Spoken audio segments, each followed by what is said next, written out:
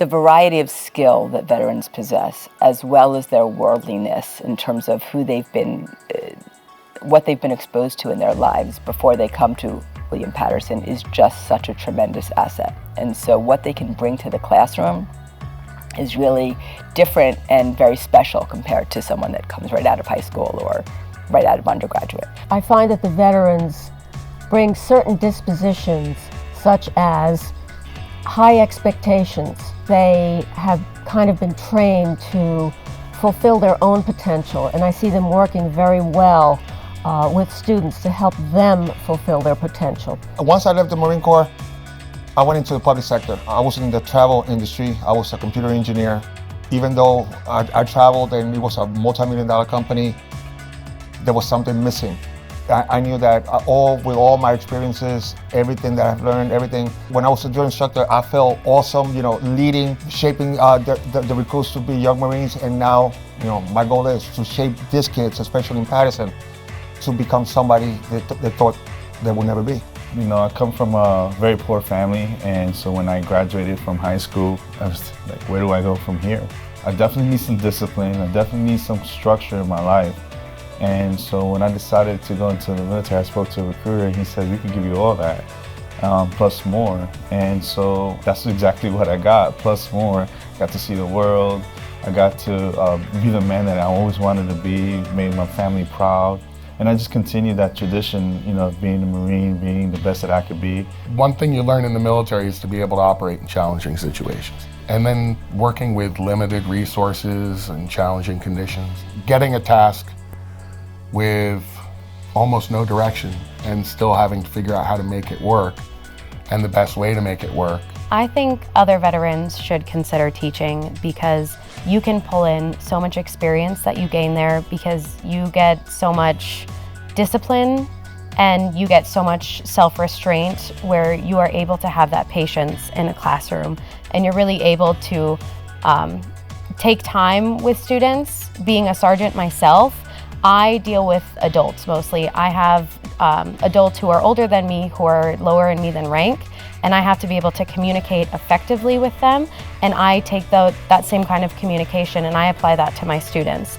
And when students are treated like adults and when they're treated like people, which is exactly what I have to do with my privates, they respond a lot better, and I notice that in the classroom. It's the idea of excellence with caring. You don't have to be the best, but you try to do as well as you can in anything you do. And then in the military, you care about your troops, you're privileged to lead, and in the classrooms, you care about those students. I feel in many ways the experiences in the Marine Corps helped me become a better educator. My best attribute as a teacher is my classroom management. I'm able to relate to the kids in a way where it's discipline-based, but it's also love-based. I'm giving, the care and guidance that's needed, but I'm also giving the discipline that's needed, and I find the kids respect that. And that's awesome. It's like these kids, you're reaching them, you're getting to them, and as a parent, as an educator, as a leader, you can't ask for more. The way I see everything is just with the focus of getting it done. Even in the military, there was always an objective, there was always the mission. The most important thing was getting it accomplished. That's the way I see education. Our objective, our mission is to educate our young people to get them as far as we can get them. It's just having that focus and objective that what we want is to succeed. And high school for us is such high stakes because this is the last line of defense before they go out to society. And their education is going to deem whether or not they're going to be successful in the choices they make. When I see the students later on in life or after they're done with my class and I see them, they come back. Some of them come back, not all of them. And they tell me what's going on in their life. And then they tell me, Mister, I remember what you said, or Mister, I remember how you were so hard on me and now I get it. Thank you. Or they tell me, they apologize to me and say, listen, I'm sorry I was this way. But now that I'm more mature, I have my own family, or now that I'm working, I see what you were trying to say. And some of them move on to school and they're like, oh yeah, I see what you meant about getting it. Because over here in college, they really mean it. And that gives me this sense of satisfaction. I didn't get that feeling when I was at Merrill in the corporate world. I get it now. And it's sort of paying it forward. which I tell them too as well. Look, I'm doing my part because I grew up in Patterson. I'm trying to set up the next generation so they can pay it forward as well. The different resources that we're utilizing with William Patterson and the professor in residence is the availability not only to be working one-on-one with our professor in residence, with the assistants in the day-to-day functions with our graduation cohort, even dealing with our students' credits and all these different things, but the availability that we have for our teachers, for the professional development that's offered by William Patterson, because we're partners with them. It's availed to all of them. My biggest challenge is controlling my teachers. No, you can't go to all of them, you know. And then there are also opportunities that they provide for us with the professional development, that there's things when I have a teacher who's struggling with classroom management and those type of things. It's a great resource that I would say a lot of schools don't have, but we've been blessed to have it.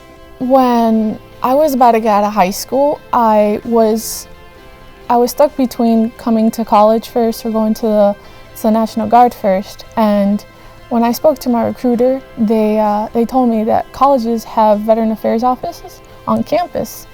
So when I contacted them saying that I wanted to go to the National Guard first, like for my first year, they were very helpful with me, and they offered me a whole bunch of resources and points of contact, so it would allow me to be able to do my first year with the National Guard.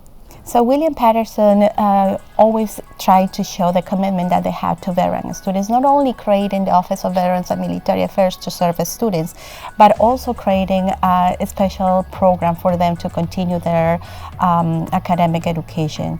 We have the Global War on Terrorism waiver.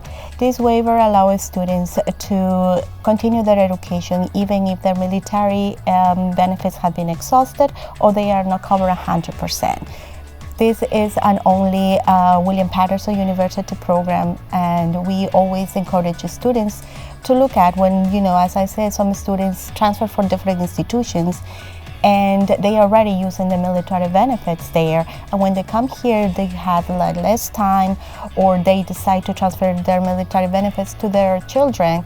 And now with this waiver, they have the opportunity to continue to start their education. One of the things that we always stress in teachers is lifelong learning. And certainly the veterans, they just encompass lifelong learning. They're starting second careers, and they're very willing to go on and to continue and to improve and to enhance their professional abilities. I taught for 35 years, and I wouldn't even call it going to work. I had a wonderful, wonderful career, and I would hope that some of the veterans who are going in for teaching would have as great a career as I did.